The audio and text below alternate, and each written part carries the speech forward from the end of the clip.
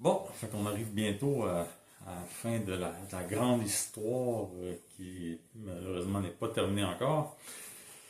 Euh, fait que euh, là, lorsque ça a été terminé, j'ai toutes les procédures qu'il a fallu que je fasse pour essayer de réparer les manquements tous les mensonges que mon avocat m'a fait lors de la poursuite d'1 million contre mon ex puis contre mon employeur. Euh, il a payé pour absolument toutes les procédures jusqu'à jusqu'à ce que j'aille à la cour d'appel. Ouais, c'est la seule qui a pas payé, puis là, ce qui continue présentement, là, tout le reste m'a remboursé, fait qu'il m'a remboursé, je pense, autour d'à peu près 100 000 de ce que ça m'a coûté d'aller jusque-là. Euh, Là, c'est vrai, j'ai oublié de parler de la poursuite contre mon ex-employeur. Ça, je peux pas encore rentrer dans trop de détails parce que je suis pas prêt à tout dévoiler pour mon identité et tout ça. Ben, en gros, ça a foiré ça aussi jusqu'à la cour d'appel. Euh, c'est ça, fait qu'on va rester là pour ça pour l'instant. Peut-être un jour, je vais pouvoir en parler davantage. Euh, Peut-être quand j'aurai pris ma retraite, là. Ah, on verra. Euh, ouais, fait que c'est ça. Fait que là, le 12 novembre 2024, je m'en allais travailler. Puis là, j'entends à la radio un article. Il parle d'un article dans le journal à propos d'une femme qui a vécu de l'acharnement judiciaire pendant une dizaine d'années de son ex-mari. Puis là, ça racontait que à un moment donné, j'y avais écrit que je ne perdais nullement le contrôle sur elle, qu'elle était exactement là où est-ce que je voulais qu'elle soit. Puis, tout de suite, là, je savais que c'est de moi que ça parlait parce qu'à un moment donné, elle m'avait écrit en 2016, après la conférence de règlement à l'amiable, elle m'avait écrit Tu perds de plus en plus le contrôle sur moi and it feels so nice. À ce moment-là, ça fait 2 ans qu'on a zéro fucking contact un avec l'autre. Je sais pas pourquoi qu'elle m'a écrit ça. Je l'ai jamais contrôlé. Elle et moi, on formait une équipe. On a tout bâti ensemble. On est allé on était aux études ensemble. Après la première année qu'on était ensemble, on a pris tout de suite un compte conjoint parce que c'était plus facile de même que de splitter les dépenses. Genre, toi t'achètes ci, moi j'achète ça. Fait qu'on avait tout mis ensemble. Euh, on avait la même vision des choses pour ce qui était d'élever les enfants. Toutes les deux, on voulait 2 enfants en santé, on se foutait du sexe. Euh, on s'entendait sur un paquet d'affaires. Là, le problème, c'était ce que je lui ai reproché de toute notre vie, dans le fond. C'est qu'elle faisait des problèmes où il n'y en avait pas. Elle montait des problèmes en épingle, puis elle anticipait les problèmes avant même qu'ils arrivent. Là, on va rentrer en détail plus là-dessus bientôt. Là. En gros, c'était ça. Mais en tant que telle, c'était une femme économe. Je suis quelqu'un d'économe. On n'a jamais pris de décision sans consulter l'autre personne. Euh, Encore des choses que je ne peux pas parler. Euh, je l'ai toujours supporté. Peut-être plus tard, ça, je parlais de ça aussi. Euh, j'ai toujours été là pour elle dans tous les problèmes qu'elle a eu. Euh, Quand elle disait que. Puis que moi, quand elle avait écrit ça, j'avais répondu que je perdais nullement le contrôle sur elle. Elle était exactement là où est-ce que je voulais qu'elle soit. J'avais juste dit ça parce que je répondais à sa connerie. Parce que si elle m'avait pas écrit ça, j'aurais pas écrit ça. Est-ce que je la déteste? C'est sûr que je la déteste. Deux fausses accusations, plus tous les autres mensonges, plus l'aliénation parentale, les atteintes à ma réputation.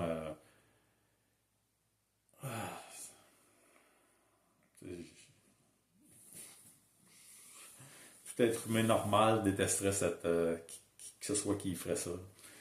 Euh, Fait que quand j'ai entendu ça à la radio, ça m'a comme donné un coup. Puis là, je suis arrivé au bureau. Puis là, à un moment donné, on a un briefing. Puis là, après le briefing, un de mes boss qui vient me voir. Puis il me dit, il me parle de ça qui avait été dit à la radio. Puis il me dit, c'est-tu toi? Puis là, je dis, ben oui, c'est moi. Hein, c'était que. Puis là, je m'en vais travailler. Puis là, à un moment donné, là, je check sur l'Internet. Là, que je check le Journal de Montréal. C'est pas le Journal de Montréal. Je check la presse. C'est pas la presse. Puis là, finalement, je tombe sur le Devoir. Puis là, c'est ça. C'est un article de Stéphanie Marin.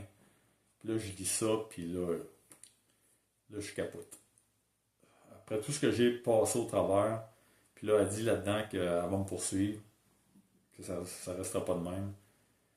Puis là, j'appelle ma boss, puis j'ai dit, moi, ça va pas, là, faut que je retourne au bureau. Là. Fait que là, d'habitude, quand je retourne au bureau, whatever, je mets toujours Waze ou Google Maps pour éviter le trafic. Puis là, je me retourne au bureau, puis j'avais pas mis Waze. Je tombe dans le trafic, jam pack, puis je sais pas comment j'ai fait pour pas me tirer une balle en tête cette journée-là. Là. J'ai passé tellement proche là, de me parquer sur le bord du chemin puis faire là, comme pouf, là, j'en veux plus de ce problème, j'en ai plus besoin. Là. Parce que quand j'avais perdu à cour d'appel, ça m'avait fait de quoi? Parce que je m'étais dit, ah, elle ne sera jamais confrontée à ces mensonges, la tabarouette. Puis après ça, j'avais comme vu le bon côté des choses, que au moins j'avais pu à dealer avec ça, j'avais pu à penser à ça. Il me restait juste à poursuivre mon ancien avocat pour ses fautes, puis ça finissait là. Quand c'est arrivé, j'ai capoté. J'étais au bureau. Frank, mon supérieur, il m'a accueilli. J'ai remis mon arme de service. Puis je suis parti. Puis là, j'ai été en arrêt de travail. Depuis ce temps-là, je suis encore en arrêt de travail aujourd'hui. Euh, je sais pas comment ça va finir. Là, ouais, c'est ça. Fait que là, la semaine avant ma fête, mon avocat m'appelle pour me dire qu'il vient de recevoir un genre de mise en demeure sur ma poursuite d'1 million. L'avocate de mon ex veut comme continuer sur cette poursuite-là, puis elle me poursuivait pour 150 000 pour le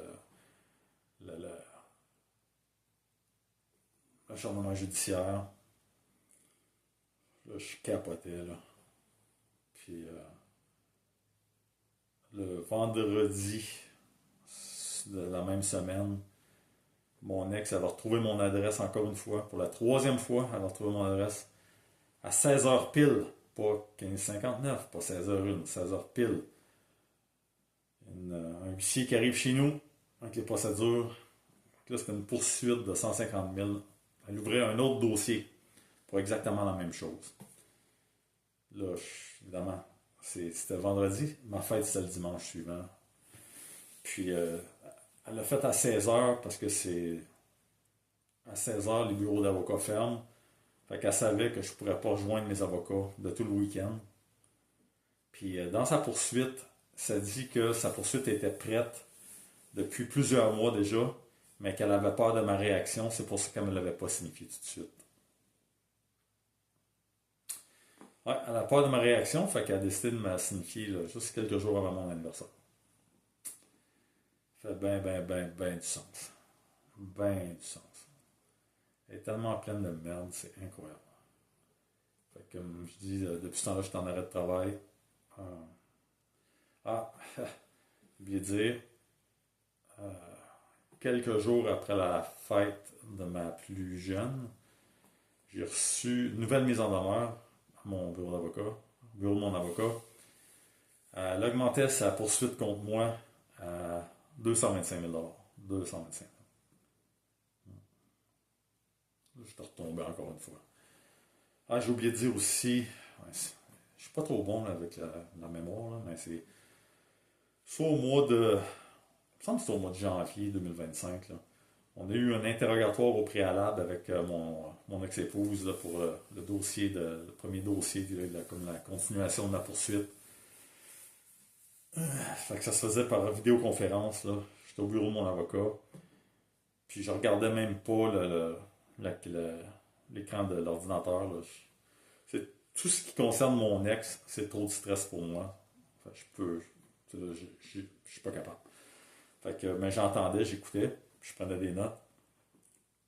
Puis mon ex, elle répétait encore ces mêmes mensonges que j'y avais fait des voies de fait en 2014. Puis elle a inventé un nouveau mensonge. Elle a dit que, par rapport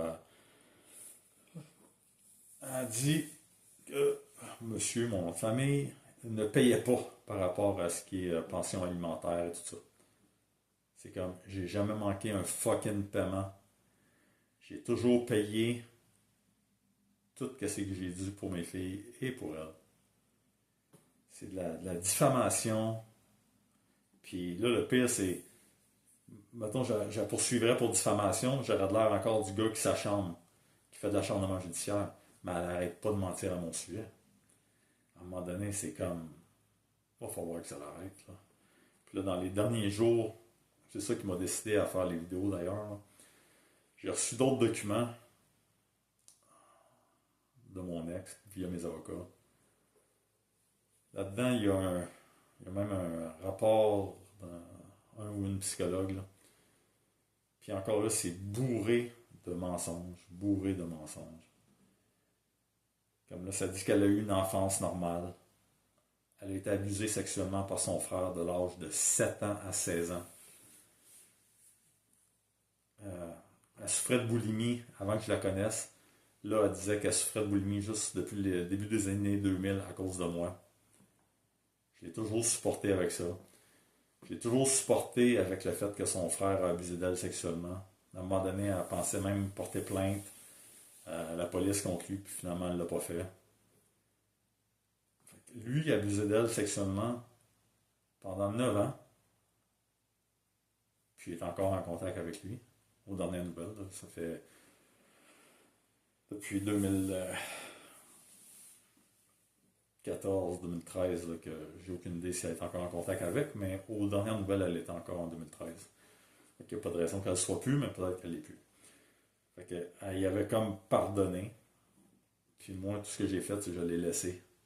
J'ai fait l'erreur à un moment donné de lui dire que quand elle m'avait annoncé qu'elle m'aiderait plus, qu'elle ne me laisserait pas laisser mes choses chez elle jusqu'à ce que j'ai ma maison, j'ai fait l'erreur de la menacer en disant que c'est beau d'abord, moi non plus je t'aide plus, puis si je peux te nuire, je vais te nuire. Mais par la suite, je l'avais quand même aidé. D'ailleurs, je vais faire jouer un enregistrement parce que je l'aide puis qu'elle a fait tout pour que je la menace.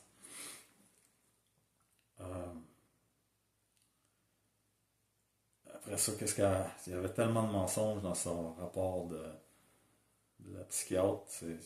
Bon, il faudrait quasiment que je le lise, là, mais elle disait entre autres, elle me blâmait parce que des fois elle a des sautes d'humeur, elle se fâche facilement, puis elle disait que c'était un comportement appris de moi.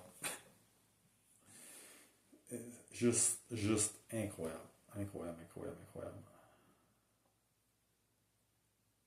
Fait, dans le fond, elle disait qu'elle avait été abusée, que j'étais victime de violences verbales, psychologiques, économiques.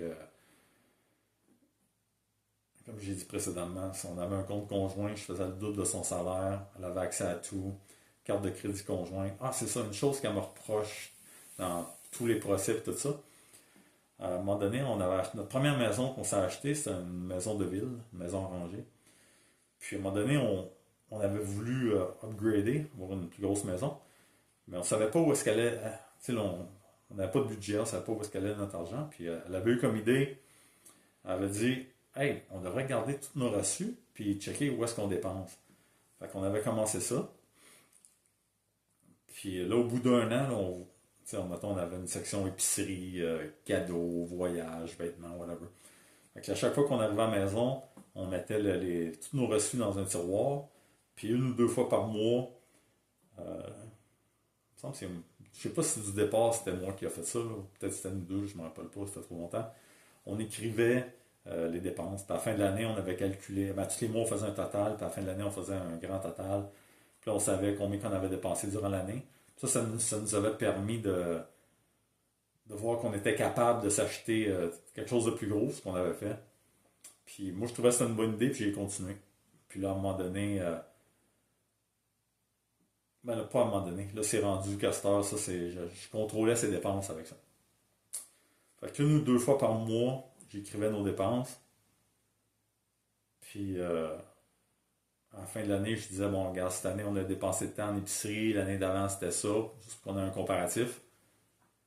C'est jamais que j'ai dit, là, tu dépenses trop pour ça, ou là, tu dépenses trop pour ci, tu sais. Mais ça, toutes les fois qu'il y a un procès, elle me le reproche. De l'avoir contrôlé monétairement, d'avoir. Puis, c'est ça. Fait que là, c'est une poursuite au civil de 225 000 $. Euh, Elle a fait signer un affidavit à ma fille cadette. Euh, Basically, me reprochant tout ce qu'il avait vécu, tous les problèmes que j'ai fait à sa mère, etc. A même trouvé un ancien collègue que il a fait signer un affidavit aussi. Puis il a dit que au début des années 2000, à un moment donné, on était allés rider en moto ensemble. Puis à un moment donné, on se serait arrêté. Puis il donne aucun d'autre détail. Il a juste dit que euh, j'avais dit, à ce moment-là, j'avais dit que si jamais mon ex me laissait, que j'allais faire du trouble toute sa vie. Puis il dit que j'avais les yeux mi-clos et l'air malin. Moi, je me rappelle pas jamais avoir eu des commentaires de la sorte, là. Puis si on a eu une conversation dans ce style-là, c'était. J'extrapole, là. Est-ce qu'on avait parlé d'un collègue à ce moment-là que son ex l'avait laissé et qu'il faisait du trouble ou j'ai aucune idée. Mais c'est sûr que ça fait zéro sens que j'aurais dit ça comme ça, out of the blue. Puis de toute façon, dans le cas présent, je ne vois pas comment ça peut s'appliquer parce que c'est moi qui ai laissé mon ex. Parce que j'en pouvais plus de la chicane. Fait elle a déjà son narratif tout prêt pour les avocats. Ah, j'ai oublié de dire aussi, lors de l'interrogatoire au préalable, mon avocat il a demandé la même chose qu'à l'enquête préliminaire de 2017. Il a demandé si elle m'avait déjà déclaré la guerre. Puis encore une fois, elle a dit non. Il a relu exactement le même texto que l'avocat de l'aide juridique avait lu lors de son contre-interrogatoire à l'enquête préliminaire. Fait qu'elle s'est fait pogner deux fois avec le même mensonge. Je comprends pas. Je comprends pas. Puis, un autre point par rapport à ça, par rapport à mon ex, on avait le même médecin de famille jusqu'en 2016. Puis une couple d'années avant que je la laisse, à un moment donné, j'avais mon j'étais allé le voir pour un rendez-vous médical, whatever. Puis là, il m'avait félicité de rester avec elle malgré qu'elle souffrait de. Je me rappelle pas du terme exact, mais c'est genre trouble de personnalité limite ou quelque chose de même. Tu sais. Puis moi, j'étais même pas au courant qu'elle avait été diagnostiquée de quoi que ce soit de même, là. Puis là, présentement, je suis suivi par une psychologue. Puis là, on parle de ça, de trouble de personnalité limite, puis tout ça. Puis apparemment, il y a genre trois sortes de personnes, là. J'ai même pas fait de recherche, là, c'est elle qui m'a dit ça, là. Il y a les psychotiques, ça, c'est les gens qui sont complètement pas présents dans le même monde que la plupart de nous.